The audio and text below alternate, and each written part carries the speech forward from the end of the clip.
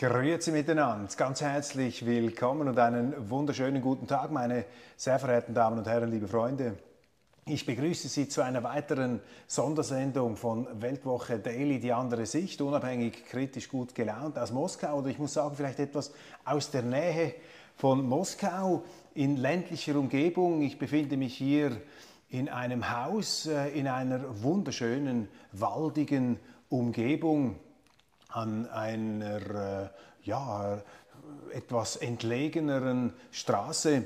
Und hier habe ich die Freude und die Ehre zu begrüßen in diesem Programm einen sehr bekannten Mann in Russland. Es handelt sich um Slawa Nikonow. Er ist geboren 1956, stammt aus einer sehr berühmten Familie. Sein Großvater war der langjährige Außenminister der Sowjetunion, Wjatscheslaw Molotow, eine ganz wichtige Figur damals für die Regierung des großen Vorsitzenden Stalin und auch eine sehr bewegte Familiengeschichte, die da im Hintergrund spielt. Slawa Nikonow ist der Deputy Chairman, das heißt der stellvertretende Vorsitzende des State Duma Committees of Foreign Affairs, also das ist die außenpolitische Kommission der Duma. Er ist auch universitär tätig, er ist an der Hochschule lehrend, politische Wissenschaften und er ist auch der Gastgeber einer bekannten TV-Show, The Big Game heißt die. Und wie er mir erzählte, muss er 2 Sendungen pro Tag machen, das heißt, unsere Zeit ist hier beschränkt.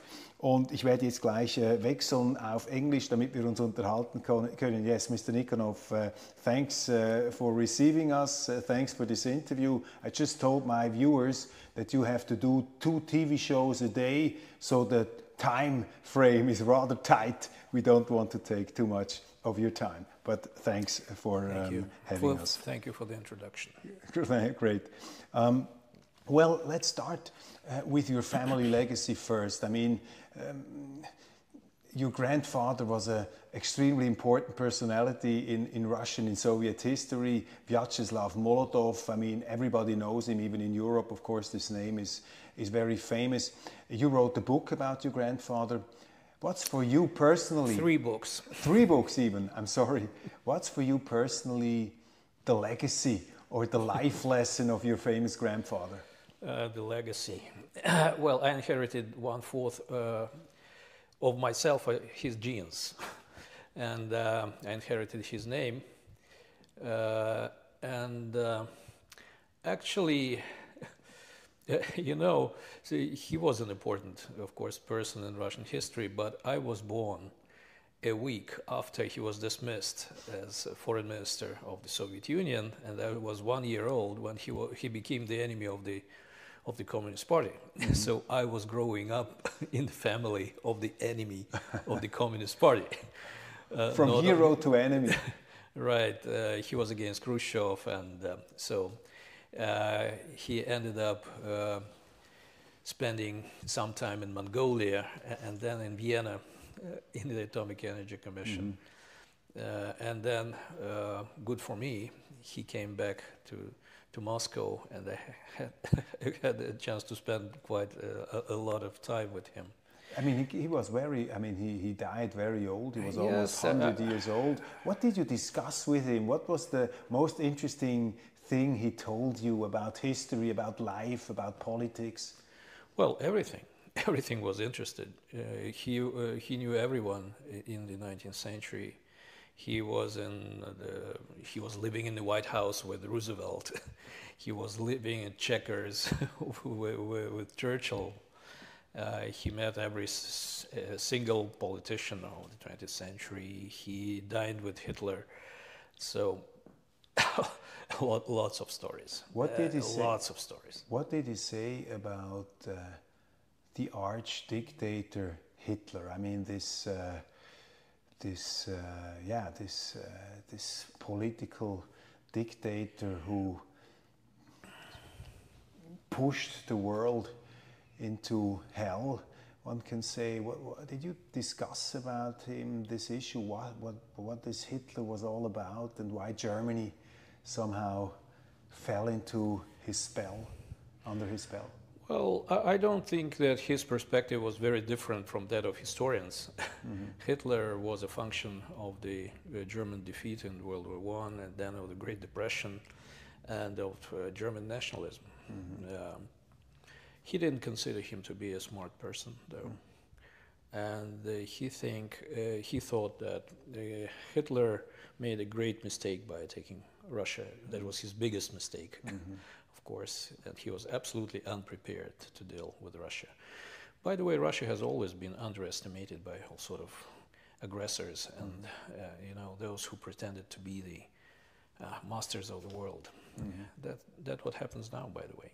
What is the most important thing you have learned about Russia and probably generally about political life from your grandfather?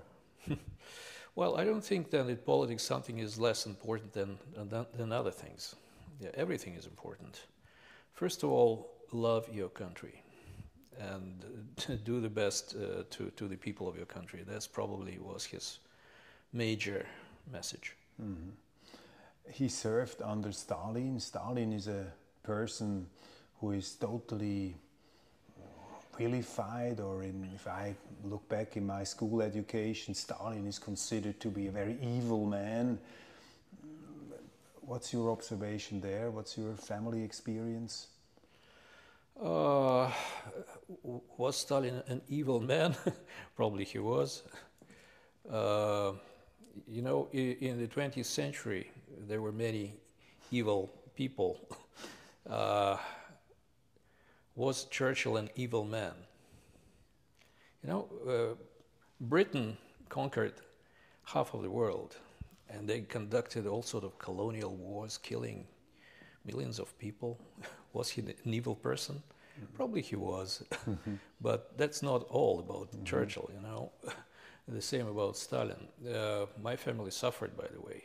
As you may know, my grandmother was in jail for more than 4 years for being supposedly one of the masters of a Jewish conspiracy in the Soviet Union. But at the same time, Stalin for sure is a big historic figure. Historic figures sometimes are brutal. Napoleon was brutal. Alexander the Great was brutal.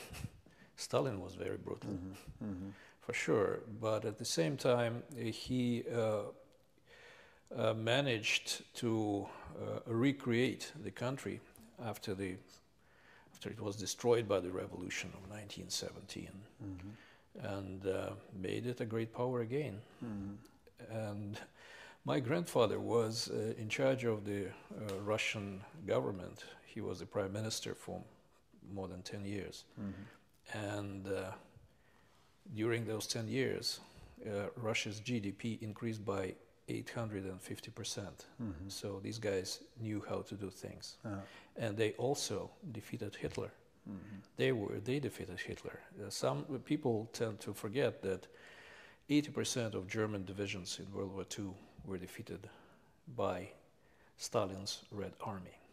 It's interesting. Do you follow these discussions? When I look at newspapers in Europe, in Great Britain especially, they tend to minimize the contribution of the Soviet Union in defeating Russia. There, for example, you read articles that say, well, the Russians, they got all their material from the United States. I mean, basically, it was not the Russians who defeated Hitler. What do you think about these theories? Do they resonate here, or is that something you have seen? Of course, this is regarded in Russia as a damn lie, as everything they usually report about Russia in the Western media is just one of those lies.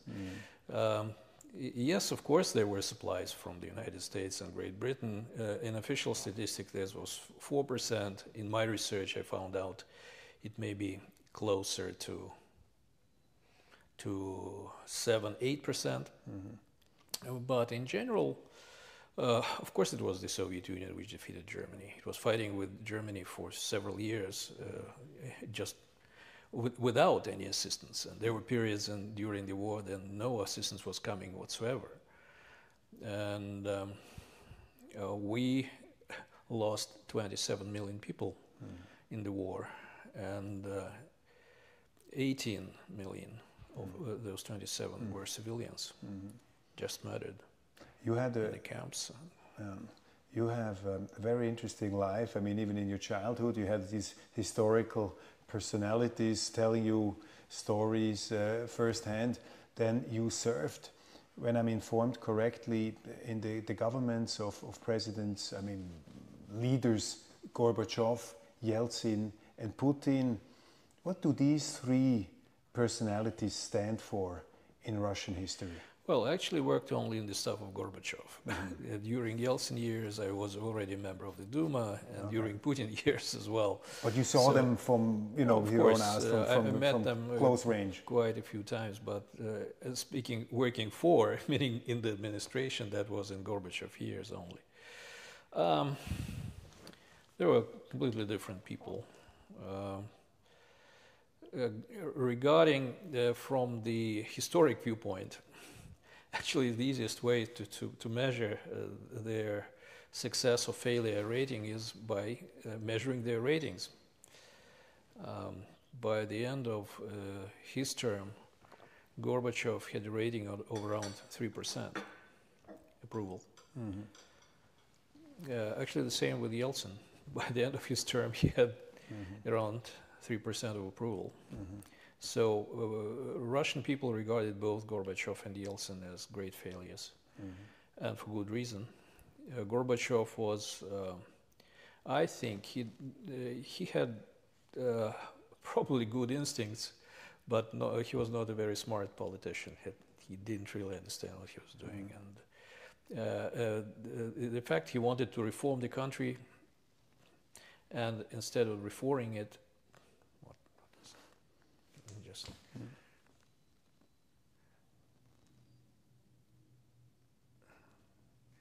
so probably they switched on the light centrally. So Gorbachev has pretty good instincts, but he was not a smart politician, and he had an idea of reforming the Soviet Union. Instead of that, his reforms led to the destruction of the country, and I do regret the destruction of my country, and everyone do that, because that was my homeland. As for Yeltsin, I don't think he had good instincts. I don't think he was a smart politician as well. He was a political animal, of course, and he knew how to win elections, especially at the beginning. But the results of his presidency was disastrous, because Russia lost more than half of the economy as a result of his economic policies. So again, it was a complete disastrous period in the Russian, in the Soviet history, Russian history, Gorbachev-Yeltsin transition. As for Putin, you know, he was the opposite to Gorbachev and Yeltsin, because unlike Yeltsin, he was young at the beginning, he was not drinking, he was well fit, and he was for economic growth. He didn't care too much about what you call democratic reforms, but he cared about making Russia a great country, restoring its economy. When Putin took over, we were the 14th economy in the world, and now we're the 4th. So it's quite a development, and people measure, of course, success or failures of the presidents by their living standards and by their feelings. And actually, right now, it is the first time since the beginning of polling in this country, then more than 70% of the people say that the country is moving in the right direction for the first time since the beginning of polling. So today, Russians feel better than ever in my lifetime. It's interesting. Is it the problem, or is it the concern in Russia that Putin is such a long-standing leader, that his term is now really long? You know, I mean, even he is not immortal. I mean, there will be the day when he has to step down. Is this a reason for concern in Russia, that his term is so long? No, it is not, actually, because again, looking back in history, most successful Russian leaders were long-term, be it Peter the Great or Catherine the Great, or Stalin, by the way, who is also considered as a successful leader by most of the people. So it's not a problem. By the way, Churchill was a long-term leader. And Adenauer was. So even Frau Merkel was quite long-term. But no, it's not considered to be a problem. He's still supported by, well, you know, the election was just held, and more than 80% of the people voted for him, almost 90%. And that's a real figure. I mean, in the West, if I read my newspapers, they say, well, these elections, they're all fake elections, you know, and the Russians, they have to vote at gunpoint, more or less. What can you say to these reports? Well, but you should go to the street and ask people whom they voted for. That's easy. And why. And they will tell you. Of course, they voted for Putin because they feel better, much better now, and they are not ashamed for their country, and they live better than in Yeltsin or previous times. I mean, this is the impression I have, and I made my programs also from supermarkets, from restaurants here in Moscow. Of course, Moscow is not Russia, but our viewers are totally surprised about the extremely high living standard and the cleanliness, you know, of the whole city. It's really impressive. What would you say is the biggest misunderstanding in the West about today's Russia? Well, it's not about today's Russia. This misunderstanding is centuries long. And actually, the perception of Russia has not changed for at least 5-6 centuries. And it began, I think, in the 15th century, when Russia became free from the Mongols and the West was expanding. Columbus, great expansion of, you know, Portuguese, Spaniards went westward, and the East and Western Germany, I mean the great German Empire, Roman Empire of the German nation, and the Poles were looking for their, you know, Americas, and here was Russia. And there were quite a few, you know, diplomatic missions to Russia, to Tsar Ivan III, then Basil III, his son and father of Ivan the Great. They said, okay, you're a great nation. There are nice people living here. They're all Christians. They're all God-loving. They are respectful for law and order and so on. You should become part of the great Roman Catholic family. You need just to take the crown from the Pope of Rome and become one of us. It means being captured by by the new rising powers of Europe. And actually there were some, you know, hesitations here. Even Ivan III, Basil III, they're thinking about this option. And once Basil III even sent his ambassador to Rome to negotiate the deal. The problem was when the ambassador came to Rome, Pope was not there. He was just kicked out by some, you know, French duke, and was finding was hiding somewhere in France, and he couldn't find him. Then they found him, provided him with some furs, which kept him going for another couple of years. But the ambassador has come back and said that it's not serious. And after this, the Russians decided, no, we're not going to be like that. Here we are. Here is the Tsar. We are Russians. We are Orthodox. We're not going to be Catholic.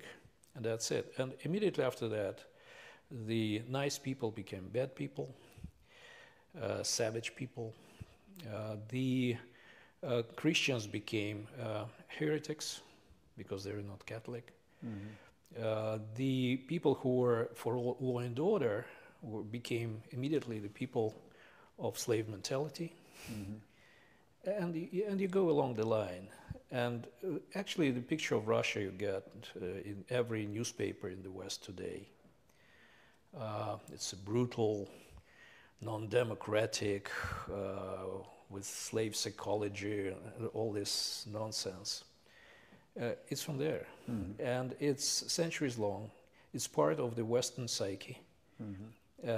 It's a mirror in which the Westerners look and say, no, we are not like that. And it is already part of Western mentality.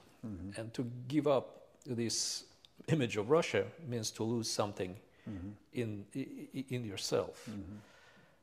And that's why I don't think it is possible to change. The major misunderstanding is that it is an overall misunderstanding of Russia. And you know, as of today, you just said, you saw Moscow is so clean, but Moscow is not like the rest of Russia. Actually, the rest of Russia is not very different from Moscow. It's another misperception.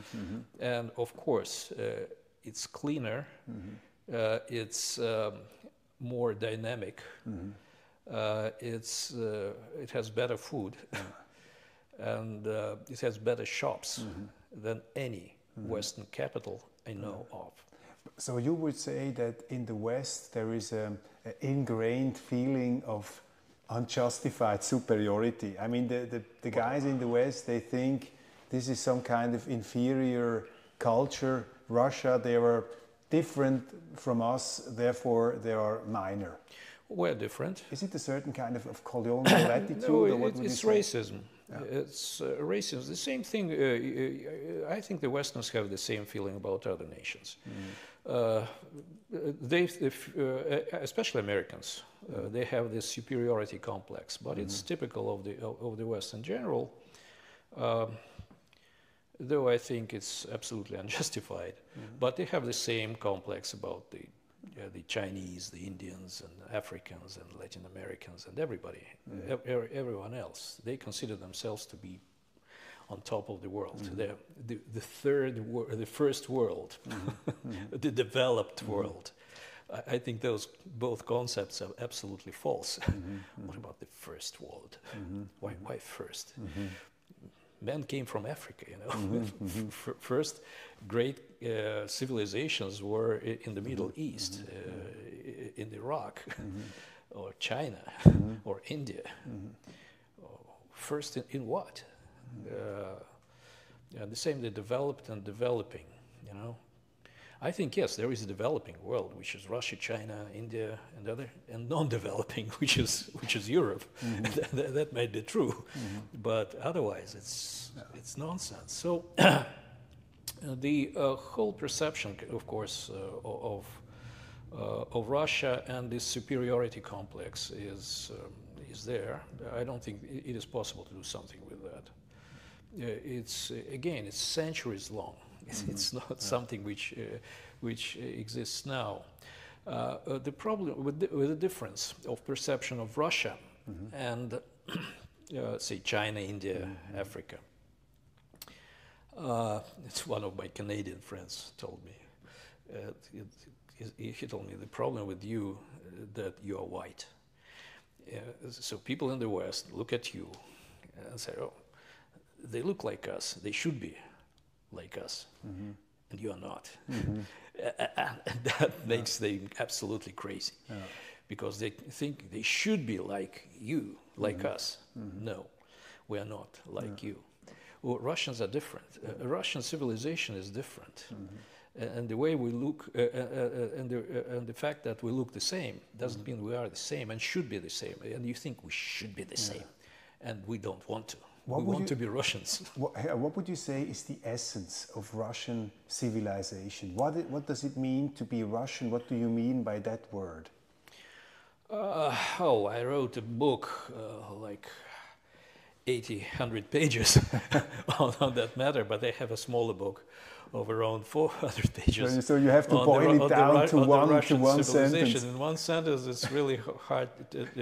Well, it is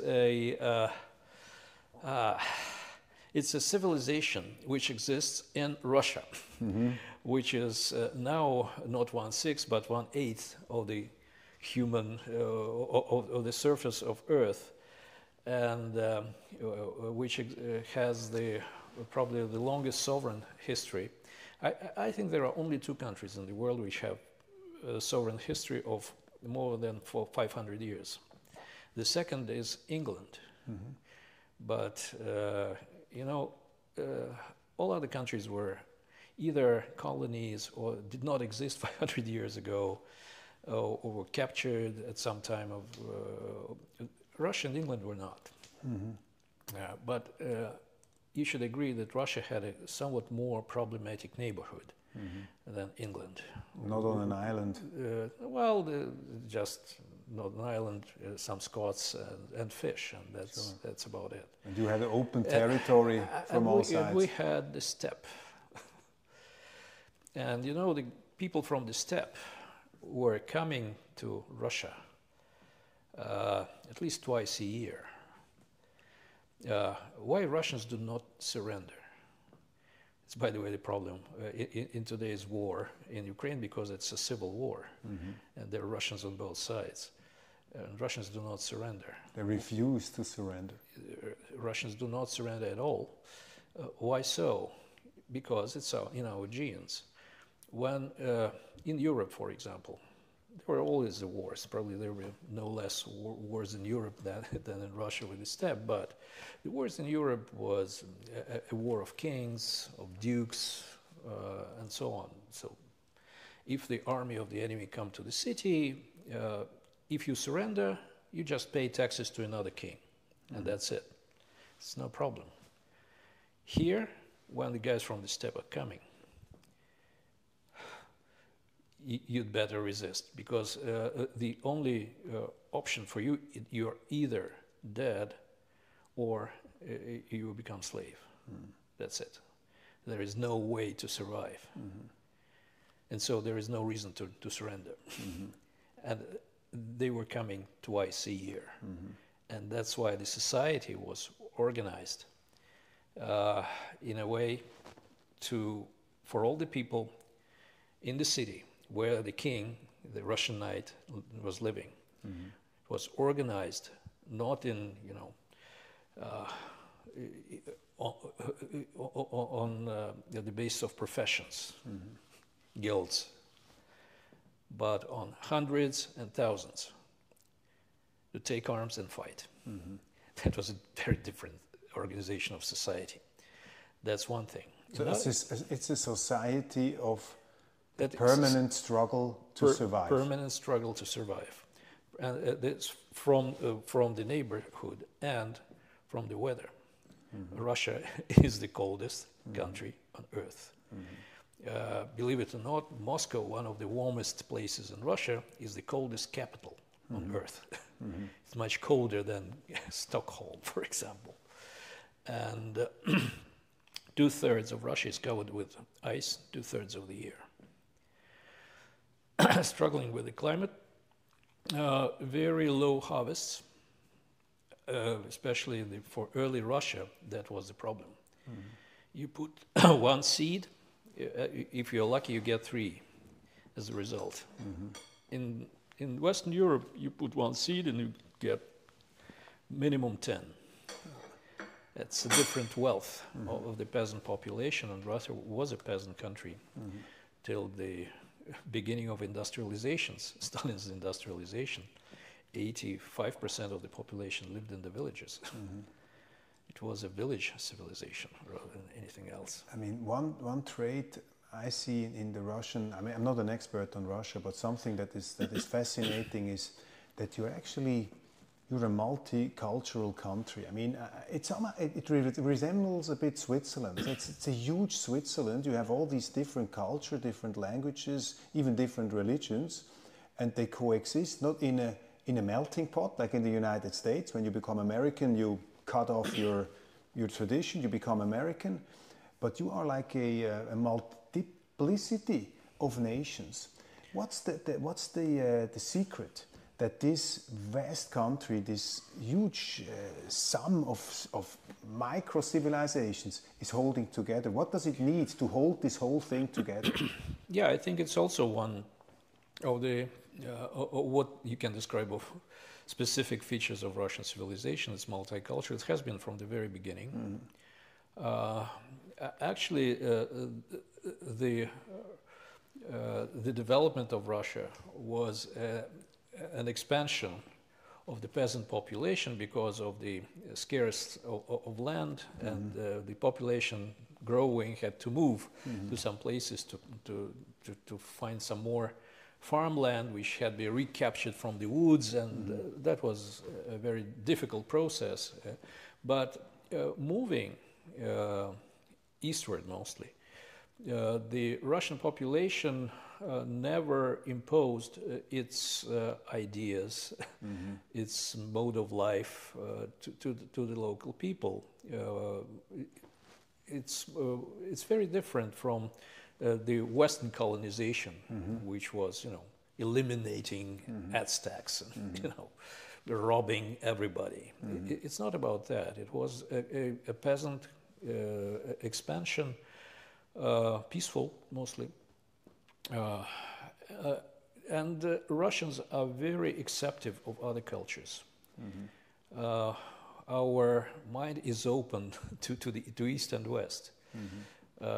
Russians probably now are more aware of Western literature, culture, than the Westerners themselves. The Westerners tend to forget about cultural roots. And religion? As for religion, Orthodox religion was, of course, the major religion here, but we tolerated the other religions as well. They were not imposing religious views on others. For example, in Kiev, Rus, and of course we regard ourselves as part of that history. When Christianity was brought to Rus by Vladimir, the king of Kiev, who was before that the king of Novgorod. That was one country, and there was a synagogue in the city. He was thinking about introducing Islam civilization, but Islamic people were quite close to Russia and the Great Bulgaria, the Tatarstan. In Tatarstan, it was already Muslim, and there was no problem dealing with them. So this tolerance was always here. As for Jewish community in Kiev in 18th, 19th century, and Khazar Empire, which was close to Russia, was Jewish in religion. So we had a very mixed cultural background, and there was no feeling of being superior, because this superiority complex, which is so typical for the West, is not at all typical for Russians. It's so interesting, because when I look back in school, or for example, my parents, of course, communism in Switzerland, a lot of people were against communism.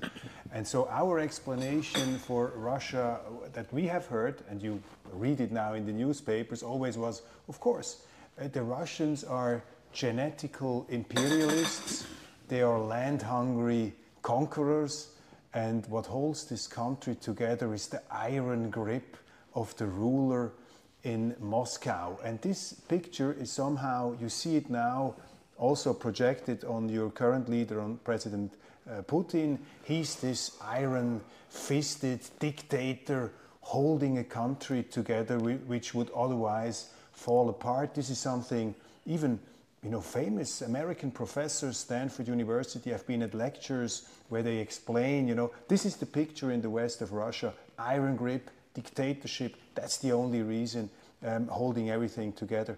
What do you say to these perceptions from the West? Well, as I've said from the very beginning, all perceptions are wrong. Of course, strong... There is no grain of truth in that. Absolutely. Well, you know, the problem is, of course, strong leader is something which Russians like. Mm-hmm. That's it. Russians can forgive their leaders whatever, you know, except one thing, weakness. Weak leader is no leader. And yes, when the leader is weak, then the country can fall apart. And there can be all sort of uprisings and whatever, you know. Russians are not people with slave mentality. There were so many uprisings during all Russian history that it's just... And terrible uprisings. Amazing, I mean, terrible, like Razin, Pugachev, they killed, you know, hundreds of thousands of people. They killed tsars? Well, yeah, actually. Alexander? More than that, actually. A czar statistically was the most dangerous profession in Russia, because the murder rate for czars was much bigger than for the, you know, for servicemen in the army.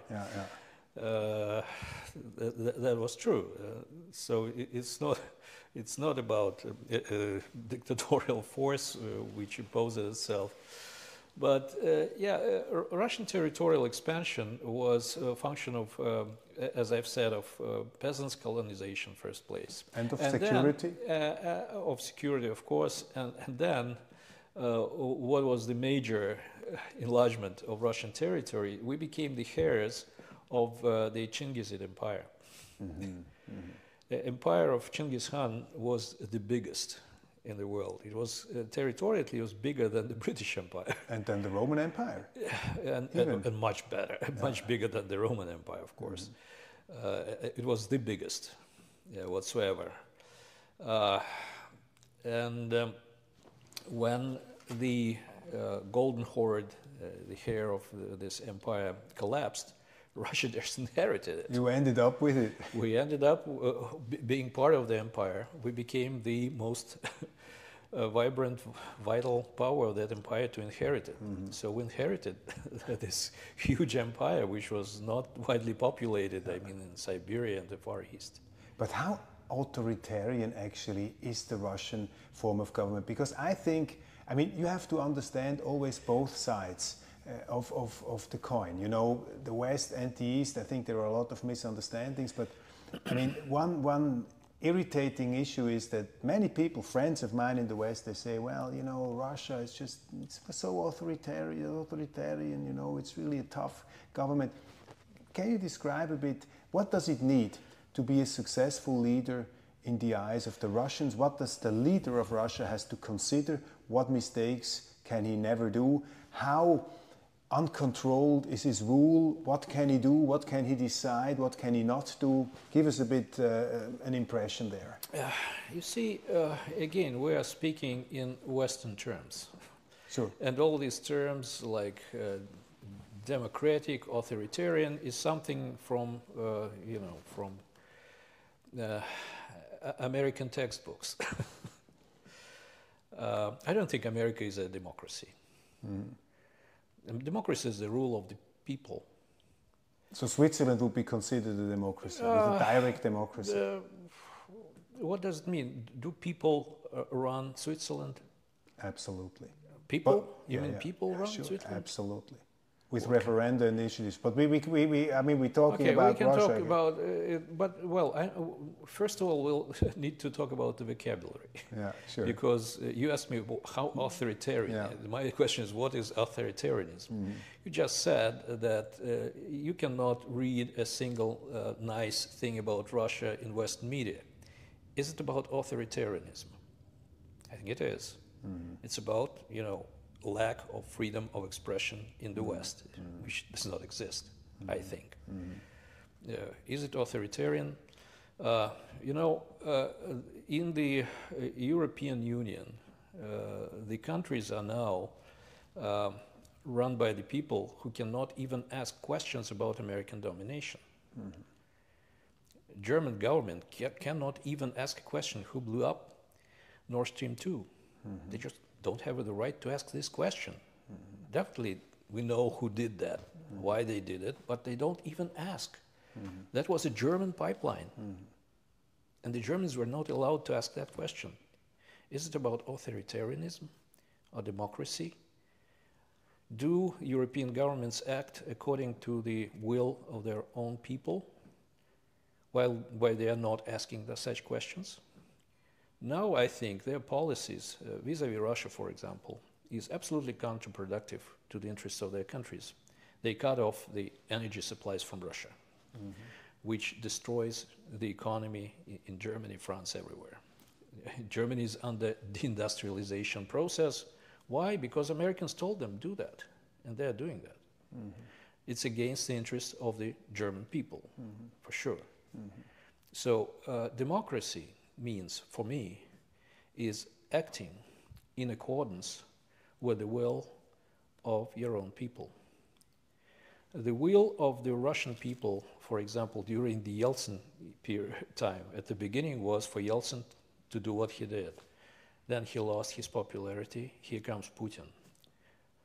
And he expresses the will of the Russian people. They really, in the Kremlin, they really follow public opinion polls, know what people want. They know how to move the country forward. So to be successful, a Russian leader cannot, for example, give up territories. That is something Russians would never accept. When someone is destroying the country, he's not a leader. Of course, the West was applauding Gorbachev for destroying the Soviet Union, but that's not what the Russians would applaud, definitely. A leader should not humiliate Russia. When Russia was absolutely ignored, for example, like in the 90s, in the world, and no one put a damn on what Russia was saying. That is something Russians don't like. As for checks and balances, Putin will never do something against real public opinion, though there can be certain policies which are unpopular, like pension reform, for example. It's unpopular everywhere, but that means it's made out of necessity, and people are made to understand that this is done of necessity and not against their will. So as of now, of course, a democracy, in my view, is yes, pursuing the policy promoted by the majority of the people. Putin has support of 80% of the public. What is the rating of the Western leaders? Much lower, especially these governments who are still in charge right now. Probably there will be change. I think Molotow is the highest, and she is about 30%, and all the rest are much less. Are the governments reflecting the interests of the minority of the people? Democratic? That's the question for me. So for Russians, a good leader, a strong leader who promotes the country, who makes the economy grow, who does not lose territories, and who make Russia great again. I mean, one could argue, if I understand your government system correctly, that the Russian president has a lot of power. That means the parliament cannot overrule him, cannot stop him. And from a Swiss perspective, we have an extremely weak leadership in our government, which has the advantage for the politician that he gets a lot of information, from the parliament. They decide like this, or you have the referendum. If the people don't like what the government is doing, they can take an initiative of themselves, or they can blockade, veto a law that has been passed by the government, which are always signals from reality to the leadership. And I imagine in Russia it must be extremely difficult for a president to rule this country because, in my view, but probably I'm wrong, the institutions are not so strong. I mean, there is much more responsibility on the side of the leader. Where does he know what the people want in this huge, in this enormous country? I mean, this is something it's hard to understand, because our leaders are somehow imprisoned by these checks and balances, by a lot of controls, and they do not have even the power to make these decisions that like President Putin can do. Well, Putin is the best informed person on earth, first place, so he knows what people think. As I've said, they conduct public opinion polls for the president every week. It's a wide range of issues on which he's polled. As for the laws are not adopted by Putin. The laws are adopted by the State Duma and the Council of the Federation, where I am sitting, among other things. And the legislative power is with us, with the government, and with the president. And could you stop the president with Duma? Could you say, well, Mr. President, now you went too far, like they did with Richard Nixon in the 70s, where they threatened him that he had to resign because of Watergate? Well, it's possible to imagine, of course, because and it happened not once in the 90s when Yeltsin was there were several votes of impeachment on impeachment of the president of Yeltsin. They couldn't get enough votes. As for Putin, there were no such tries because, first of all, his party has a majority in the Duma. It's very hard to imagine Duma initiate a vote of no confidence. We can initiate a vote of no confidence to the cabinet, of course. But again, much depends on the relationship between the branches.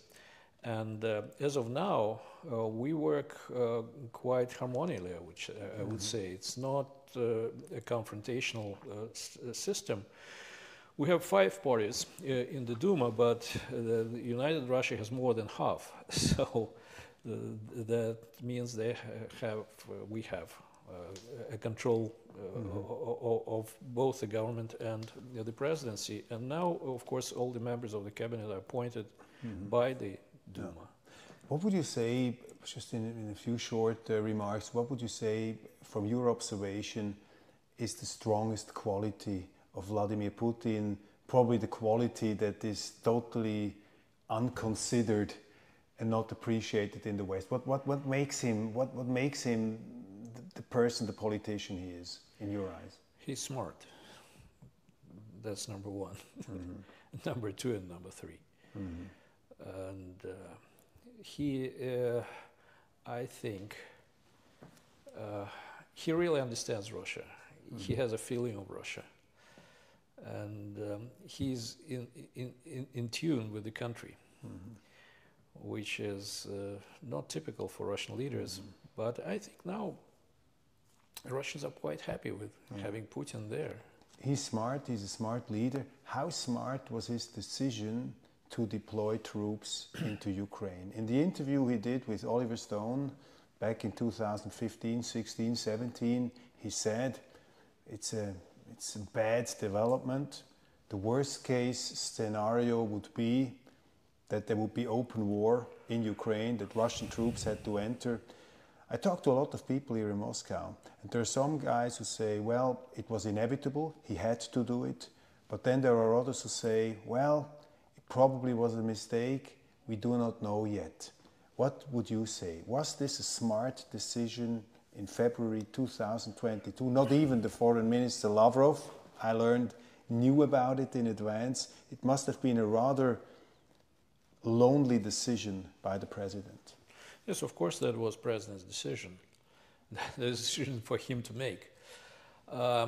Well, first of all, you need to put yourself in Putin's shoes. Just imagine a situation. It's not Russia, it's the United States of America. Okay? For some reason, the state of Texas secedes, which is possible. Texas happens. And Russia and China mastermind a military bloc with Latin American countries, which include Mexico. Coming out of Venezuela? Including Mexico. Right. So they are now part of the Russia-China-led military bloc. And there is a separate state of Texas.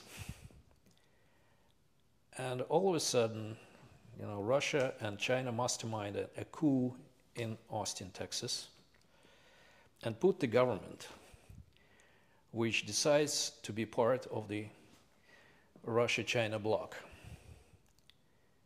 And then they receive military support from Russia and China and start the war against those Americans living in Texas who still speak English. Mm-hmm.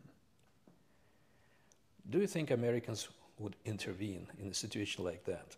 Or do I think they would wait several years until they intervene? So that's probably the question people ask here. Why wait several years? That's exactly what happened, you see? And now we have the situation that this secessionist group in Texas is getting weapons to hit the territory of the United States. Mm-hmm. That's where we are now. That is the point we are now. Mm-hmm. So if you look from this perspective, you'd probably understand that there was no way out. Mm-hmm. Of course, the question people ask, why so late? Mm-hmm. It was existential threat, mm-hmm. because, if Russia and China were putting, their missiles with nuclear weapons mm-hmm. in northern Texas, mm-hmm. probably America will have mm-hmm. some reservations about that and regard it as existential. Mm-hmm. I can remind you just a small thing, which was the Cuban Missile Crisis, mm-hmm. which was nothing compared to what Americans are doing in Ukraine. Mm-hmm. With Russia, Soviet Union putting a few missiles there, and America was ready to go into the whole-scale nuclear war. Our leading newspapers, television stations, intellectuals, politicians, the vast majority, they are saying, well, Ukraine was an independent country, they gave up all their nuclear arms, they refrained from entering NATO, which was a mistake, and Russia, from its imperial character, is unable to accept the independence of this country. They want to rebuild the old Soviet Union, and what we are doing on the Western side is defending the right of self-determination of Ukraine. What is wrong with this argument? I think we would have said the same thing about Texas, yes. That mm-hmm. we are defending the sovereignty of Texans mm-hmm. who want to be independent from the mm-hmm. United States. Everything depends on the perspective. From our viewpoint, it's an existential threat from the biggest military alliance in the world. And why is it an existential threat? Because nuclear weapons in Ukraine on Russian borders is existential threat to Russia. Because it's so fast, it takes only a few minutes. Just a few minutes. Another thing, we also read American doctrinal documents, like national security concept, and the nuclear posture. By the way, the recent NATO doctrine, they're all about eliminating Russia. NATO is an instrument, American instrument to eliminate Russia, and that's the only mission of that military bloc. And NATO accounts for 80% of all military expenditures on Earth. Mm. There are 400 American military bases in Eastern Hemisphere. Mm. There is not a single Russian military base in the Western Hemisphere. There are 400 American military bases around the borders of Russia. Mm-hmm. America is a country which aim is to run the world. And here are a few countries, now there are more than few, mm-hmm. which are on the way. Mm-hmm. And Russia is definitely the major obstacle, because Russia is the only country on earth mm-hmm. which can eliminate the United States. We have a capacity of, maybe tenfold eliminating of America because of our nuclear potential. And that's why we are the major obstacle for American global domination. And that's why they'll do their best to destroy us. And from that point of view, we do not regard NATO as an instrument of democracy and something like that. We also read things, and we have good intelligence. I come from a small country, very small country, who gave up its imperial ambitions in the 16th century when we lost in the outskirts of Milan and withdrew behind the mountains. For us, this is totally absurd what's happening now on the world stage. You have these great predator countries, these huge armed to the teeth countries like the United States, like Russia. And probably not few people in Switzerland would argue, they would say, well, the Russians, they are paranoid. Why do the Americans want to destroy Russia? I mean, the Americans, they basically want to make money, they want to sell their products, and they want to have good relationships. Isn't there something that you would think Russia made a mistake, or, had its own contribution to create a negative attitude in the West? I don't think I don't think Russia made any mistake. Actually, Putin had a good answer to the question about his own mistakes. He was asked the mistake, what was his mistake vis-a-vis the West, and he said, I trusted you. And that was probably the major mistake. There is no way to trust the West. It's not trustworthy, because the West has a long-standing history of aggression, colonization, wars. We experienced many aggressions from the West, be it Napoleon or Hitler. What we regard now, NATO is regarded more or less like a Fourth Reich. It's no different. The European Union actually is completely the same composition as the Fourth Reich, as the Third Reich. It's countries which were part of Germany, German allies occupied by Germany, working for Germany during World War II. It's the European Union. The losers in World War II is the European Union now. The West has a huge history of killing millions of people after World War II. In Korea, in Vietnam, in Afghanistan, in Iraq, in Libya, in Syria, everywhere. So we do not regard the West as a peaceful, nice alliance. Ask the people who lived under colonial rule in Africa, what do they think about the West? Ask the people in the Southeast Asia, what do they think about the West? Even in Latin America, ask people what do they think about the West. Now, the biggest change in the world is that this West, that is 12% of the human race, is not regarded as to be the top of the world, because there is a global majority which thinks differently, and really regards the West as an American-led alliance of countries which goal is to promote American global hegemony and nothing else. Is the war in the Ukraine something like the fundamental catastrophe of the 21st century as the First World War in the 20th century? Can it turn into a really horrible, totally destructive world war? How close are we to that scenario? You see, most of the important developments in human history were not predicted. So we cannot predict what's going to happen. But definitely if we think in historic terms,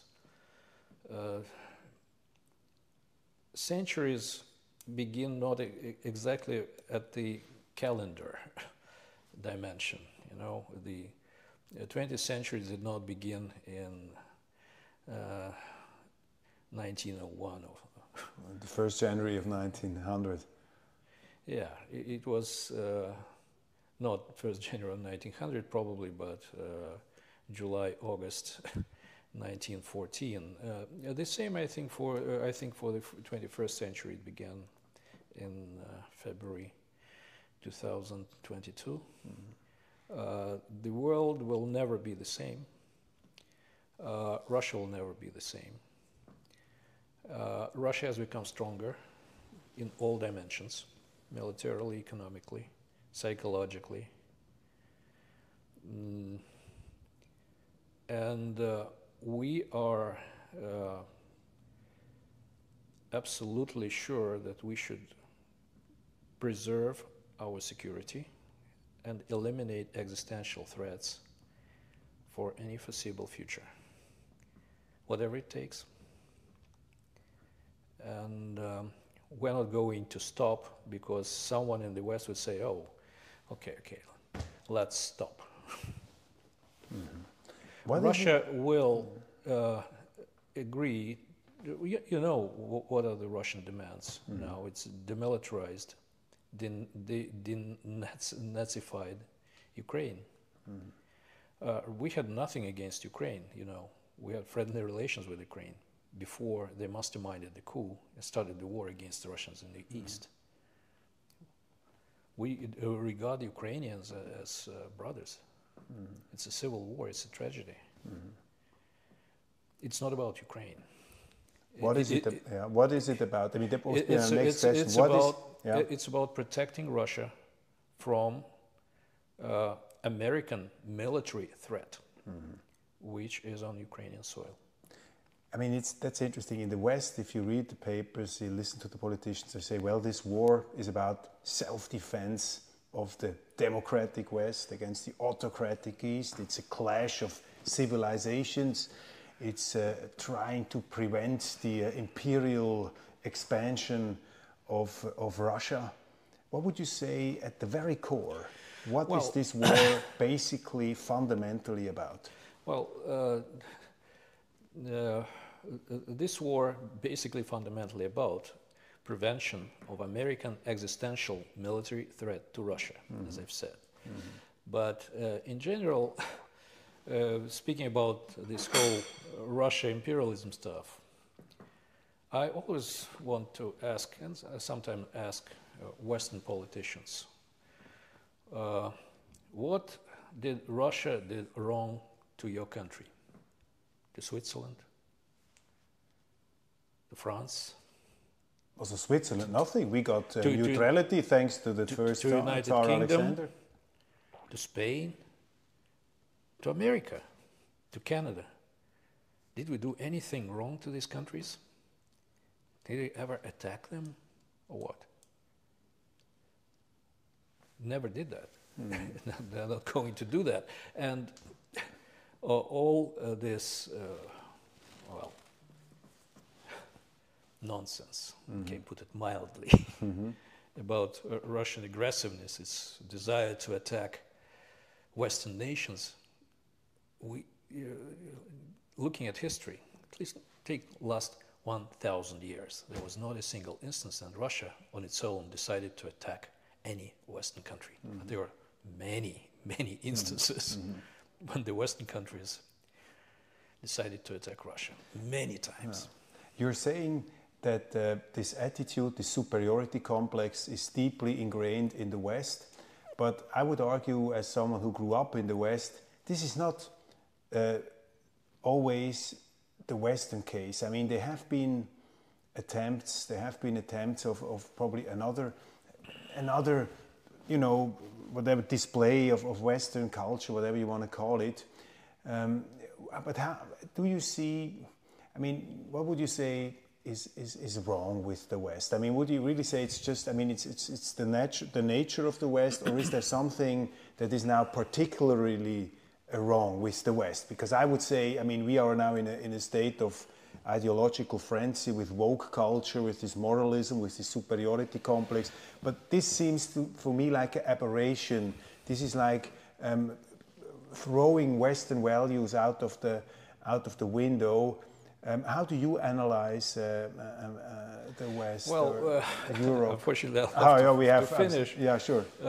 So, to make a long story short, by far the history of the West, and mostly of the United States in the last 2 centuries, was the history of a civilization or country which decided to be on top of the global food chain, and successfully did that.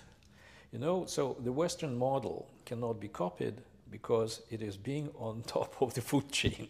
There are not so many places there left, you know, and America is on top. And you cannot copy American model because it's there. All the financial flows and all the capital flows are there.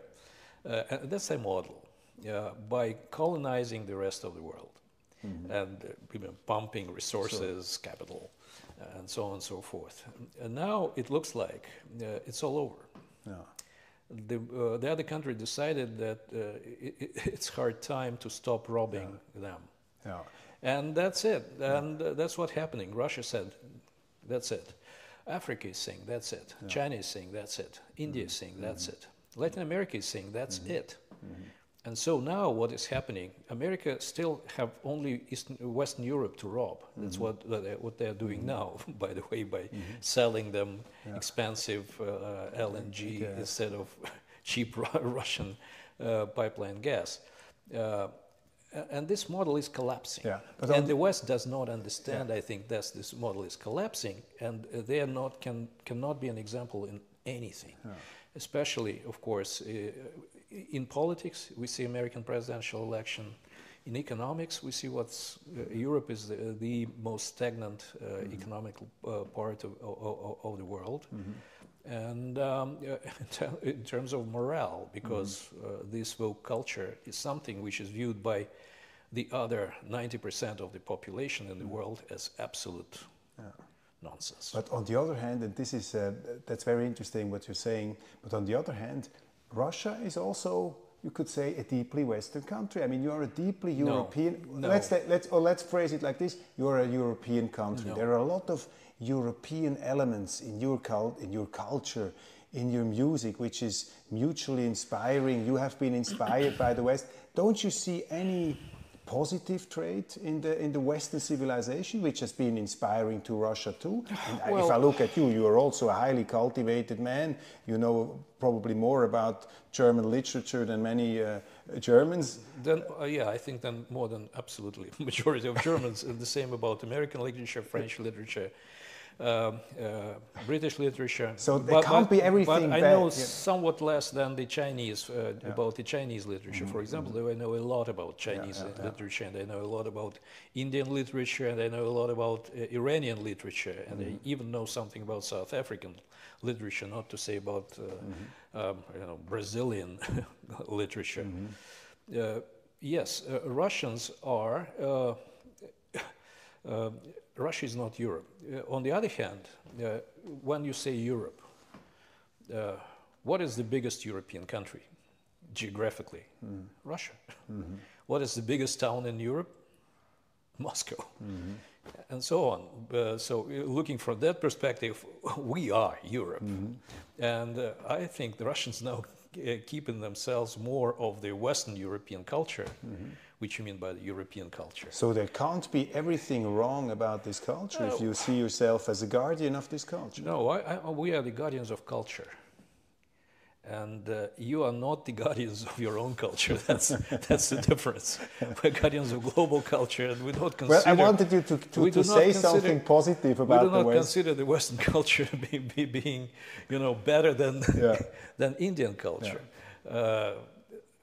And Russia is... You still regard Russia, tend to regard Russia as inferior Europe, and that's not the case, because we are not. First, we are not inferior, and two, we are Russia. Russia, which is not European, but it's not Eurasian. It's Euro-Pacific. And being Euro-Pacific and looking at the world in the Euro-Pacific way, the Russian way, from the point of view of Russian civilization, you see Europe as a small appendix of Eurasia. Sure. Eurasia is now coming together. It's the Eurasia of Shanghai Cooperation Organization, Eurasia of BRICS. There is a small appendix over there, which is called the Western Europe, which is not part of that system, but considers to be very important. Sure, but as a Swiss, I would say we are never looking down on other cultures, especially on Russia, which is endlessly fascinating. And we have also our chunk of European domination against Switzerland. One very last question. What has to happen, Mr. Nikonow, that we have, again, good relationships? I mean, I think back 20 years, Germany, Russia, there was a very good perspective, President Putin being at the Bundestag. I mean, there have been, from the Russian side, from the Western side, attempts to build a great relationship. At the moment, everything is in shatters. Where is the silver lining on the horizon? What has to happen that there will be good relations between Western Europe and Central Europe or Eastern Europe, represented by Russia? Now we have good relations with all the world except the West. We have perfect relations with China, which has population which is, much bigger than the combined West. With India, Africa, Latin America, everything except the West. The problem is in the West, because that's the only civilization which cannot talk with other civilizations on equal basis. They always talk from above. They always tell, you must, you should. We are not supposed to do anything to the West, And when you say you must, oh, come on. Don't tell us. The problem is with the West. When they come to terms with the understanding that they're just one of the civilizations, not the civilization, then probably things may change. Because from our perspective, the only time when we had good relations with the West, when Russia was falling apart, that was the time when it satisfied the West. Since we're not going to fall apart anymore, I don't think we're going to please you too much. But you have to come to grips with the diminishing role of the West in today's world, and to accept yourself as one of the others and not the one on top. Thank you very much for this conversation, Okay. Mr. Nikonow. Thank you.